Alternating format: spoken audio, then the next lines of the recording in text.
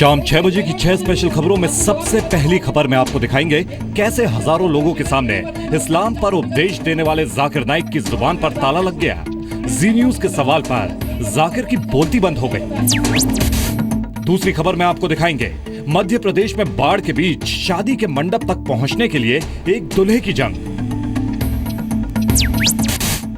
तीसरी खबर, महाराष्ट्र के मशहूर गोल्डमैन के मर्डर का क्या है राज। चौथी खबर, चीन की ट्रेन पकड़ेगी गजब की फर्राटा रफ्तार। पांचवी खबर, समंदर में हेलीकॉप्टर से जान बचाने का वीडियो। 6 बजे की आखिरी खबर हैरान करने वाली है, जहां एक पत्नी पर शक होने के बाद पति ने लोहे की गर्म रॉड पकड़कर चरित्र साबित करने के लिए कह दिया। तो अगले आधे घंटे रहिए हमारे साथ और देखिए 6 बजे की 6 स्पेशल खबरें।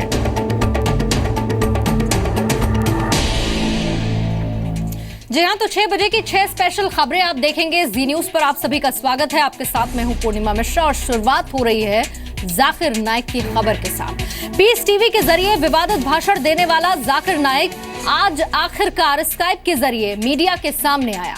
सऊदी अरब के मदीना शहर से स्काइप के जरिए जाकिर नाइक ने एक प्रेस कॉन्फ्रेंस भी की, लेकिन जी न्यूज संवाददाता राकेश त्रिवेदी के सवाल पर जाकिर नाइक की कलई खुल गई। जी न्यूज ने जाकिर नाइक से सवाल क्या किया और कैसे जाकिर की जुबान पर ताला लग गया, इस सवाल को सुनकर आप भी देखिए।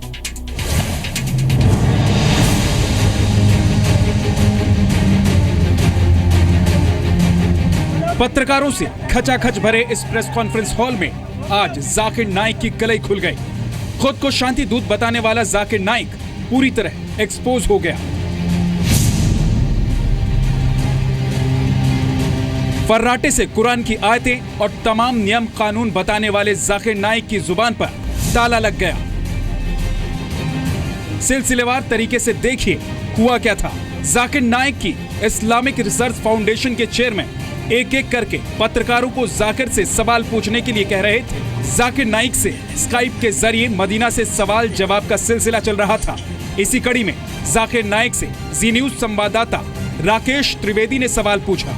मैं राकेश त्रिवेदी, जी न्यूज से। कितनी प्रतिशत आबादी अनपढ़ है, बच्चों का ड्रॉप आउट का परसेंटेज क्या है, और उसके अलावा यहाँ पर भारतीय उद्योगों में बड़े ओहदे पे कितने मुसलमान हैं, क्या ये फिगर्स आपको पता है? This is not on topic. This is not a relevant question. Not a relevant question. No, let him decide that. Yes. एक सेकंड, रेलेवेंट क्वेश्चन क्यों नहीं? आपको जवाब नहीं पता है, आप ये बोल लीजिए। एक डॉक्टर जाकिर, अगर आपको फिगर्स नहीं पता है तो आप बोल लीजिए आपको फिगर्स नहीं पता है। चेयरमैन की बात मानिए, आपका रेस नहीं है, ये आपका प्लेटफॉर्म नहीं है। चेयरमैन अगर बोल रहा है रेलेवेंट नहीं है, आपको चेयरमैन के ऊपर तमीज नहीं है, तो आपको इस शो में नहीं होना चाहिए। इस बीच राकेश त्रिवेदी को इस्लामिक रिसर्च फाउंडेशन के चेयरमैन ने रोकने की भी कोशिश की, ये कहकर कि सवाल गैर जरूरी है। This is not on topic. This is not a relevant question. देखा आपने कैसे पीस टीवी और बड़े बड़े मंचों पर धारा प्रवाह इस्लाम पर ज्ञान बांटने वाला खामोश हो गया। सवाल के जवाब में जुबान से पहला शब्द निकलने में पूरे 55 सेकंड लग गए। आपको इसका जवाब नहीं पता है, हम यही इसको This question is not relevant. This question is not relevant. Yes. Chairman की बात मानिए, आपका रेस नहीं है, ये आपका प्लेटफॉर्म नहीं है। चेयरमैन अगर बोल रहा है रेलेवेंट नहीं है, आपको चेयरमैन के ऊपर तमीज नहीं है, तो आपको इस शो में नहीं होना चाहिए। मुसलमानों की कितनी फीसदी आबादी हिंदुस्तान में अनपढ़ है नहीं पता। मुस्लिम बच्चों का ड्रॉप आउट प्रतिशत क्या है नहीं पता। भारतीय उद्योगों में कितने मुस्लिम बड़े ओहदों पर हैं नहीं पता। जाकिर ने कहा कि भारत में उसका मीडिया ट्रायल हो रहा है। जाकिर ने कहा कि मुस्लिम चैनल होने की वजह से पीस टीवी को भारत में प्रसारण की इजाजत नहीं दी गई। Just because the media is laying allegations on me, why should I stop my positive work? सबसे ज्यादा हैरानी की बात तो ये रही कि जाकिर नाइक ने आज भी आत्मघाती हमलों को सही ठहराया। जाकिर ने कहा कि युद्ध की स्थिति में आत्मघाती हमला सही है। If it is used as a tactic of war in which the Amir, the head, the leader of the army, of the country, gives permission that if this is beneficial for the army of that country to win over the enemy as a tactic of war, if someone does it, in these cases, it may be permitted. खुद को messenger of peace बताने वाले जाकिर नाइक से कोई पूछे कि कौन सा युद्ध और किसके खिलाफ युद्ध, आत्मघाती आतंकी हमलों में जो लोग मारे जा रहे हैं उसे किसी भी सूरत में सही नहीं ठहराया जा सकता। आतंक की पैरवी किसी भी हालत में बर्दाश्त नहीं की जा सकती। ये बात जाकिर नाइक को भी समझनी होगी। राकेश त्रिवेदी, जी मीडिया, मुंबई। अगली खबर, गोल्डमैन के नाम से मशहूर हुए पुणे के चिटफंड बिजनेसमैन दत्तात्रेय फुगे की कल रात हत्या कर दी गई। पुलिस ने वारदात के बाद 4 लोगों को गिरफ्तार किया। गोल्डमैन की हत्या को चिटफंड स्कैम से जोड़कर भी देखा जा रहा है।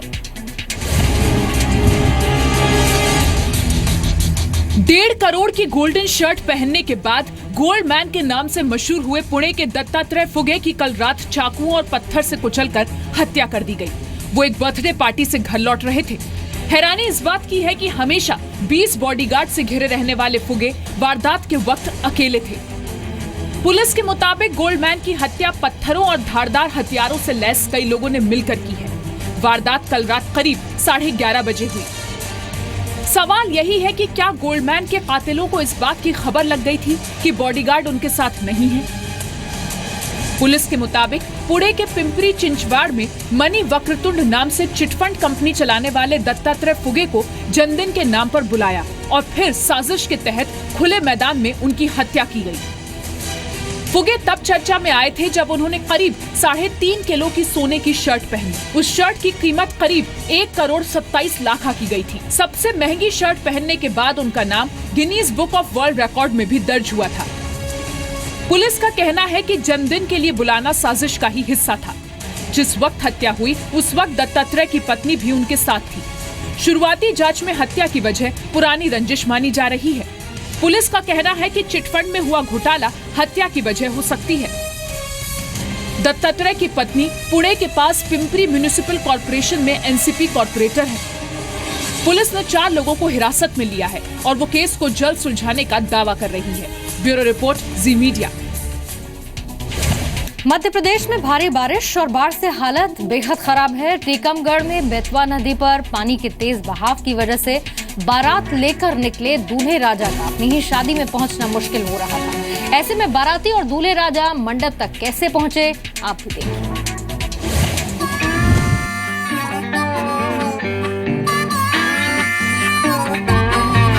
जगह टीकमगढ़, मध्य प्रदेश।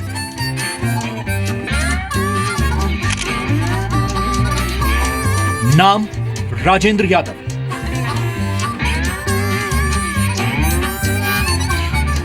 चुनौती उफनती नदी के बीच मंडप तक पहुंचना। मध्य प्रदेश की बाढ़ न जाने क्या क्या रंग दिखाएगी। बेतवा नदी पूरे उफान पर है, लेकिन दूल्हे राजा की शादी का शुभ मुहूर्त नजदीक आता जा रहा है और दूल्हा मंडप से बहुत दूर है। अब क्या किया जाए? बोर्ड पर बहुत साफ लिखा है, पुल पर पानी होने की दशा में पार न करें, सावधानी में ही सुरक्षा है। लेकिन दूल्हे राजा के सामने जीवन का सबसे बड़ा संकट था। पानी के सैलाब को देखकर बारात लेकर वापस लौट जाएं या नई जिंदगी शुरू करने के लिए सब कुछ दांव पर लगा दें।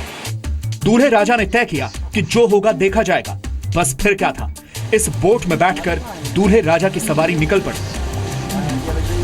देखिए कैसे पानी के बहाव के बीच बोट पर कुछ बारातियों के साथ दूल्हे राजा बारात लेकर चल पड़े। कुछ बाराती तो तैरकर ही किनारे पर पहुंचे। आखिरकार पानी के उफान के बीच सहमे हुए दूल्हे राजा बोट के सहारे किसी तरह किनारे आ लगे। आज कैसे आए आप? शादी है, पुल पार करके कैसे आए? डॉक्टर से। तो आपकी शादी है आज? हाँ सर। कहाँ जाना बारात? मन पड़ा। अब भाई की शादी हो और छोटा भाई न पहुंचे, ऐसा कैसे हो सकता है? बोट नहीं मिली तो क्या हुआ, तैरकर पहुंच गए। बाकी बारातियों के जज्बे की भी तारीफ करनी होगी। हमारे चाचा जी लड़के की शादी थी, अब उधर कोई साधन नहीं मिल रहा, ट्यूब से हम तैर के आए। हम लोग तैर के इधर आए, कोई रास्ते की व्यवस्था नहीं, कोई है आज की शादी है, लड़की वाला यहाँ का वो बनवा गाँव का रहने वाला है। और खबर चीन से, जहां पर 420 किलोमीटर प्रति घंटे की रफ्तार से चलने वाली ट्रेन का टेस्ट किया गया। हेंगजू में ये टेस्ट हुआ। खास बात ये रही कि इसमें एक साथ 2 ट्रेन को उल्टी दिशा में दौड़ाया गया। रिलेटिव स्पीड इनकी डबल हो गई और इससे ये देखा गया कि जब 2 ट्रेन आपस में एक दूसरे को क्रॉस करती हैं ऑपोजिट साइड्स में, तो क्या असर होता है उस ट्रेन में बैठे हुए लोगों पर और कितना दबाव बनता है।